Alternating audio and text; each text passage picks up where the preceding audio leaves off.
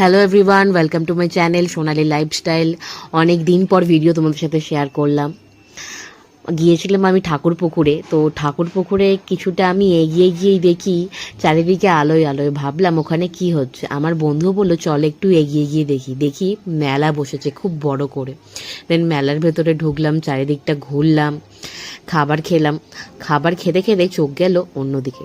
ছোটোবেলায় এই জিনিসগুলো দেখলেই আলাদাই ফিলিংস হতো, আর কেনার জন্য খুব বায়নাও করতাম।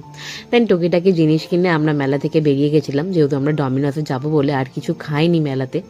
তো ডমিনোসে গিয়ে কিছুক্ষণ আমরা প্রায় 15-20 মিনিট ওয়েট করলাম, নতুন কিছু ট্রাই করলাম, অ্যান্ড ফাইনালি আমাদের পিৎজা চিকেন ফিয়েস্তা এসে গেল।